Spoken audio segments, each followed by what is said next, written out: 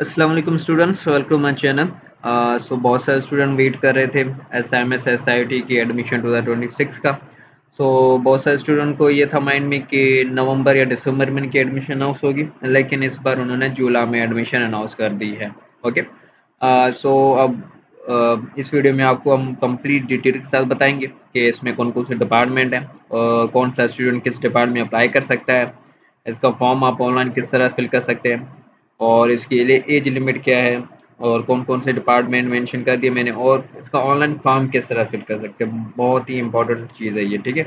बहुत से स्टूडेंट्स में फॉर्म में बहुत गलतियां कर देते हैं, फिर रिजेक्ट हो जाते हैं, इनिशियली फेज पे ही वो रिजेक्ट हो जाते हैं।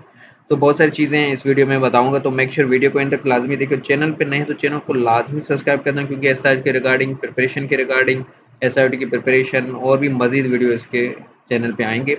तो चैनल को लाजमी सब्सक्राइब कर देना और वीडियो को भी लाइक कीजिएगा, सही है।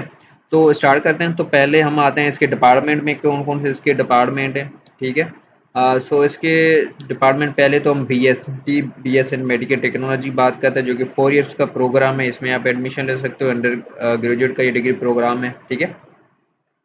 इसके जो फर्स्ट प्रोग्राम है वो anaesthesia and critical care sciences है, क्लिनिकल लेबोरेटरी साइंसेज है, डायग्नोस्टिक रेडियोलॉजी है, डायलिसिस एंड क्रिटिकल साइंसेज है, न्यूक्लियर मेडिसिन एंड रेडियोथेरेपी है, ऑपरेशन थिएटर साइंसेज है, respiratory therapy and critical care sciences है। ये बीएसएमटी के डिपार्टमेंट है, ठीक है। इसमें आप एडमिशन ले सकते, जिसमें भी आपका इंटरेस्ट है उसमें आप एडमिशन ले सकते हैं। बहुत सारे स्टूडेंट की क्यूरी, सर इसमें किसका भी स्कोप चल रहा है, मैं किस में लूँ, ठीक है, मुझे पता नहीं चला। तो देखो, आपको है ना, आपको केमिस्ट्री फिजिक्स बायो में कौन से चैप्टर्स, कौन से जो है टॉपिक्स अच्छे लगते हैं, ठीक है।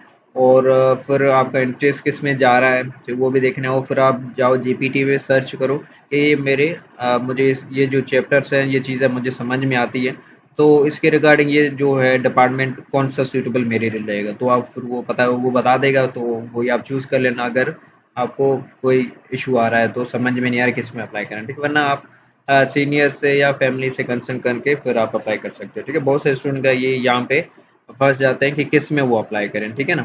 अच्छा, तो उसके बाद हम आते हैं इसमें कौन कौन अप्लाई कर सकता है। तो इंटरमीडिएट साइंस अगर आपने प्री मेडिकल किया है या इक्विवेलेंट, ठीक है, किसी भी रिकग्नाइज्ड बोर्ड से, तो आप अप्लाई कर सकते हैं।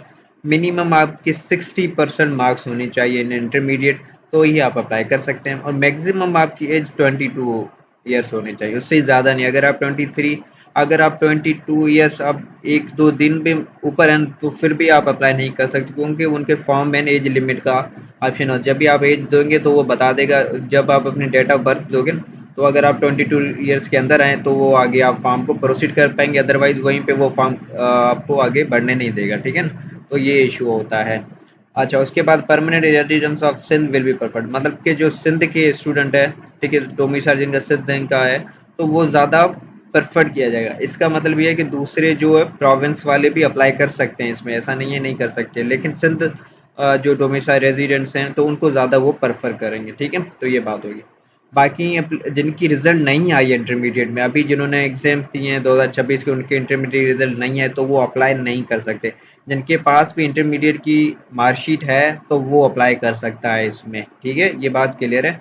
अगर आपने 2022 में की है, 23 में, 24 में, 25 कभी भी इंटर किया है, लेकिन तो आप अप्लाई कर सकते हैं। अगर आपकी 22 ईयर्स है, ठीक है, और आपने 2021 या 22 में कभी भी इंटरमीडिएट किया है प्री मेडिकल में और 60% आपका है, तो अप्लाई कर सकते हैं।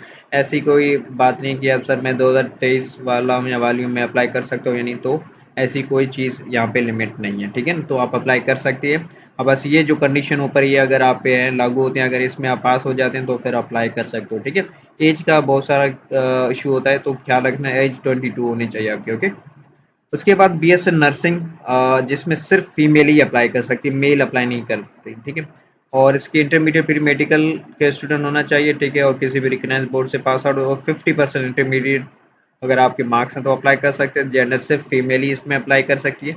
और मैक्सिमम एज है 25 ईयर्स, अगर आपकी 25 ईयर्स एज है तो आप अप्लाई कर सकते हैं, भले आपने किसी भी ईयर में इंटरमीडिएट किया हो, लेकिन आपकी एज 25 ईयर्स अंदर है तो आप अप्लाई कर सकते हैं, ठीक है। यहाँ पे भी इंटरमीडिएट की मार्कशीट वो लाजमी चाहिए। यहाँ पे देखो, application will be consider only after the applicant pass intermediate examination, ठीक है। अब पास्ट एग्जामिनेशन, इसका मतलब ये होता है अगर आपके पास इंटरमीडिएट मार्कशीट होगी तो आप आगे प्रोसीड कर पाएंगे। अगर नहीं होगी तो वहाँ भी वो मांगेगी, क्योंकि तो आप क्या देंगे, ठीक है। तो ये चीज़ होती है। बाकी आगे बढ़ते हैं। तो उसके बाद डिप्लोमा सर्टिफिकेशन प्रोग्राम के अंदर बहुत सारे हैं प्रोग्राम हैं जिसमें आप डिप्लोमा कर सकते हैं। 2 साल का ये प्रोग्राम होता है। अच्छा, ये जो नर्सिंग है ये भी 4 ईयर का ही प्रोग्राम होता है, ठीक है। 1 साल के बाद आपका जो हाउस जॉब होती है, ठीक है।